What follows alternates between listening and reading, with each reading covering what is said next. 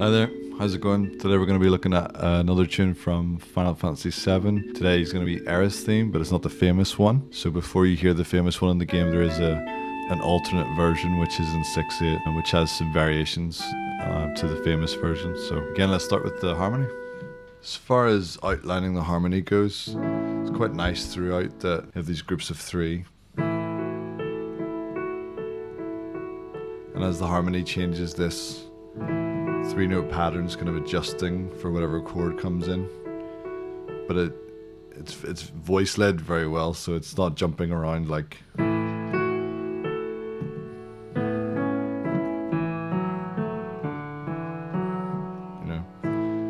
So you have A major with E, F sharp, A, so 5, 6, 1. But as the second chord comes in, this doesn't change by much.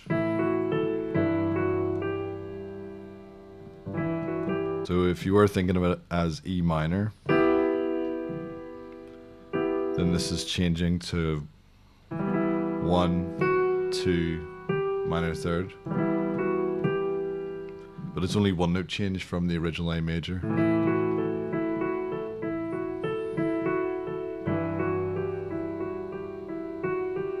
Then again.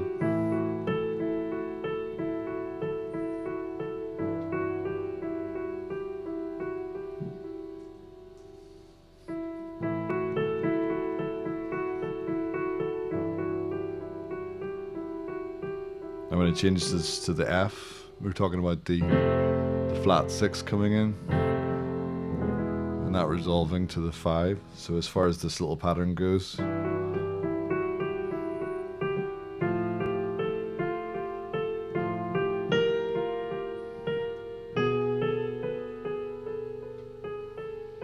so let's say we got F. So this is F, G, A is just 1, 2, 3. But then we have this up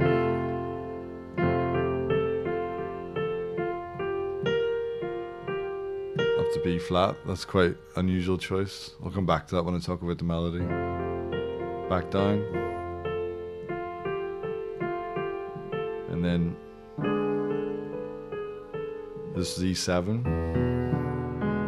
So the pattern is now 3, 4, 5.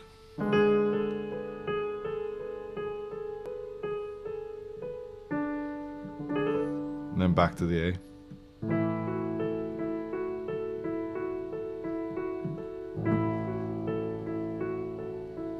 So as it goes into the B section, it's going to have to change this. So we had the F sharp minor. So now the pattern is F sharp, G sharp, A. So it's 1, 2, minor third.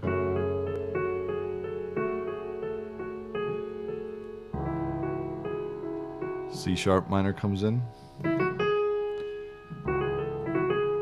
there's a little bit of a sequence here, taking that 3-note idea and making it fall by 1 note.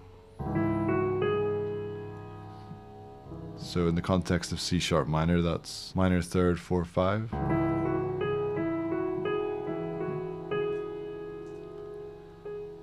And then up to D. Back to the F sharp, G sharp, A. So that's quite a nice idea because we've heard these 3 notes with a minor chord underneath. But when it comes back, so now it's got more of an uplifting quality.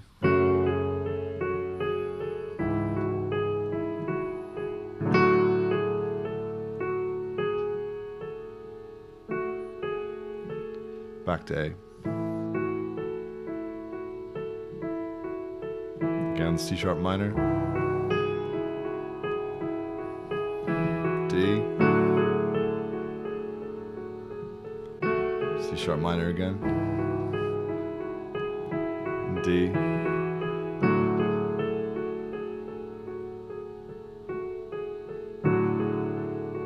D still.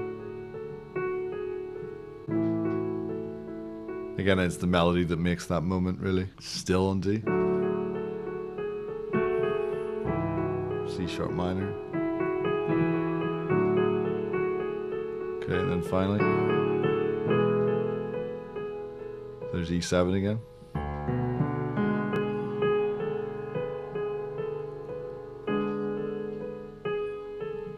D.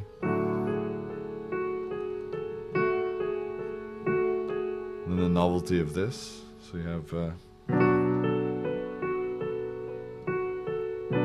so not only is it novel because we've never heard the B minor, or this is the first time you hear the B minor. So the whole piece you don't hear the 2 chord. Not to mention the 3-note idea has been stepwise the entire time. So you've got these ideas where the notes are always beside each other. Then when you get to the B minor, suddenly there's a minor third in a tone. It's kind of pentatonic quality to it.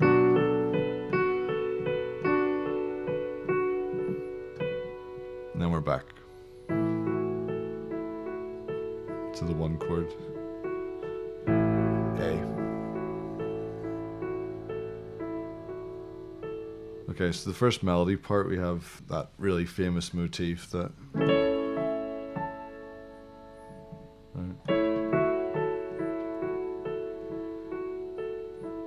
descending.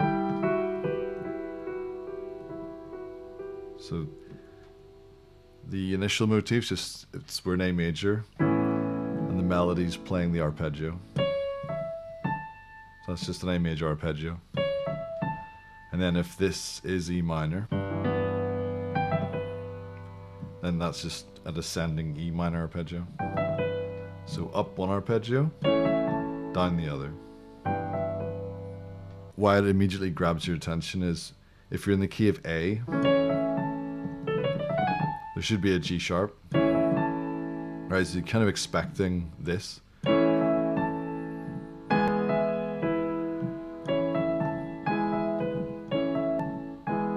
So the fact that you got a G natural,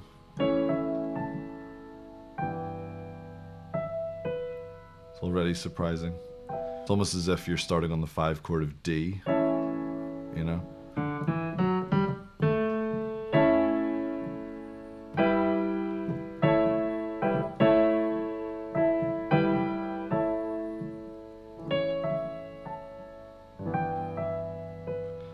And instead of just returning the exact same, I think in the famous version of this, it is on the beat again, but because this is in 6/8, it's a little bit more rhythmic variation. So instead of just playing on the downbeat again, as you hear the first time,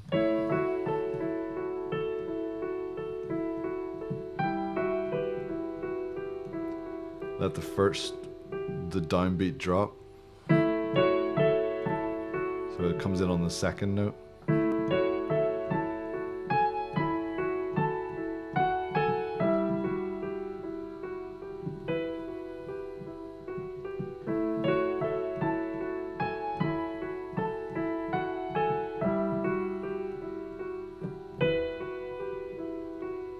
If you have an idea, you don't have to change the notes themselves. Just rhythmically change it by just starting in a different part of the beat. So instead of just that, even that's enough to transform the sound of it. First idea comes back again.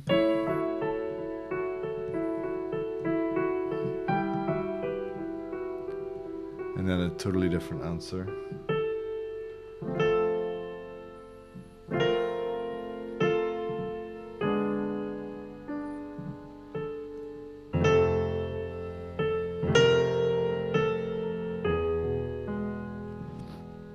The moment where it harmonically leaves the key.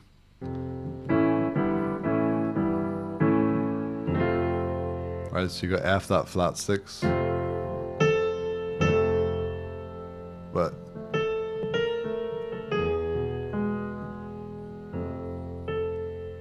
it's really nice because the melody is quite chromatic.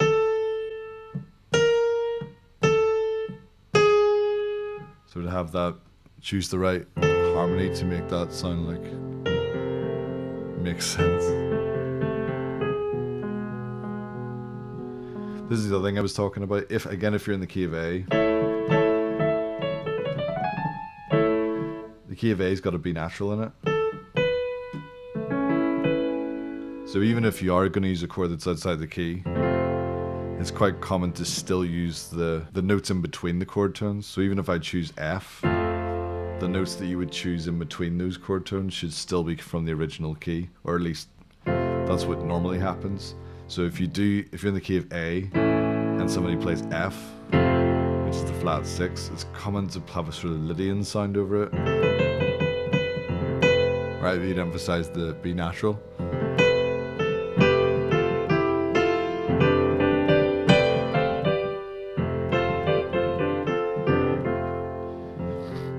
So it's interesting that Nobuo's chosen to play B flat.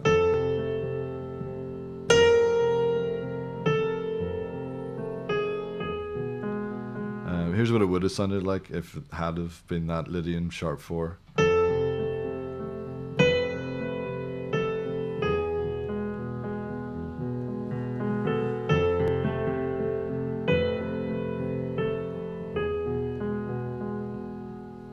It's kind of hard to hear it that way now that you know the original.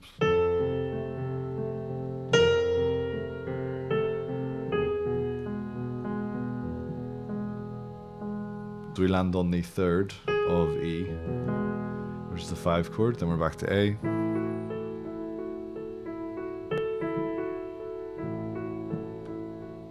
So that's the end of the first section. As the second section comes in with that F sharp minor, melodically there's kind of a rising figure. Same rising idea.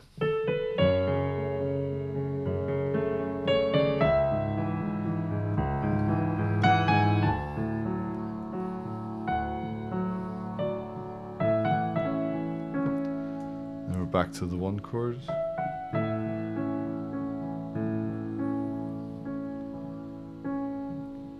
So this is like another idea of the rising figure.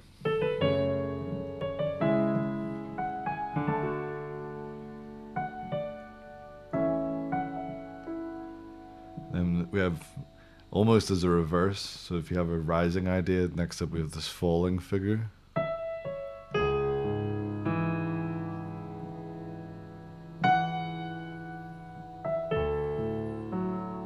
And again, that's sequenced.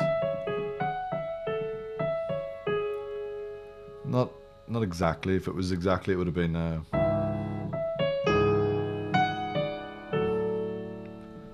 the direction and the shape of it is the same.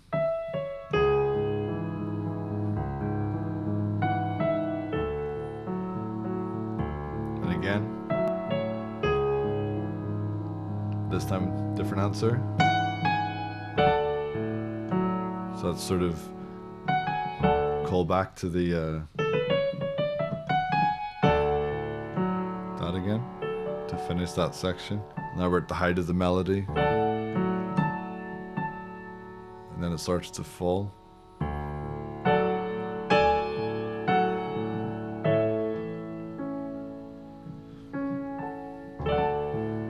So there's the Lydian sound you'd expect, right? So you're in the key of A, and we get to the 4 chord, which is D, but we're still hearing that G sharp.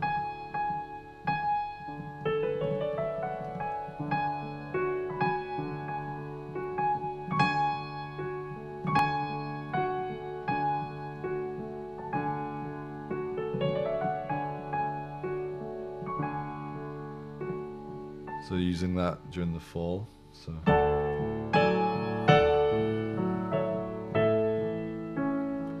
resolve to the 5th, and then the 3rd of the 1 chord, and same question, but instead of resolving down, resolve up.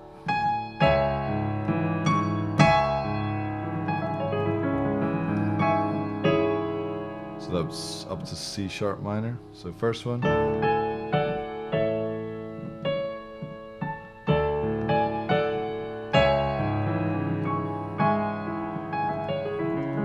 Same again.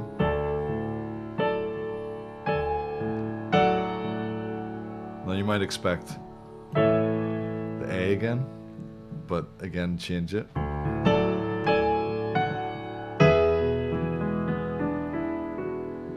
So it's still E, the melody's still the same. It's just that we heard the E was the 5th of the A chord the first time. And now it's the 1 of E7.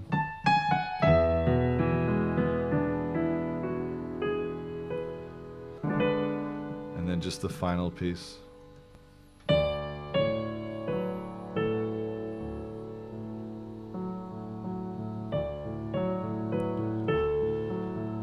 Last moment of drama here. So B minor, just falling in thirds.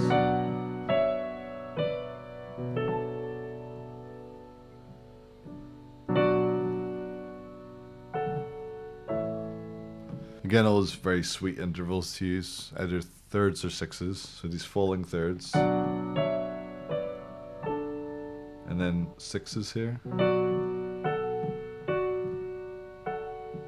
Again, these are just part of the chord. Alright, F sharp and D. It's the 5th and the minor 3rd. And then A and F sharp's the flat 7 and 5th. Back to the E,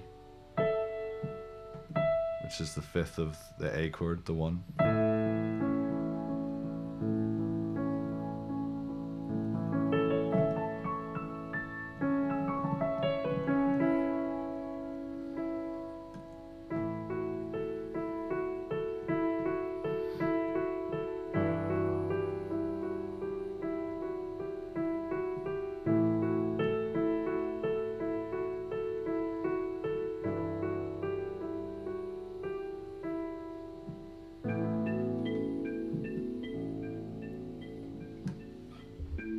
Okay, that's us. Thanks for watching. I'll see you next time.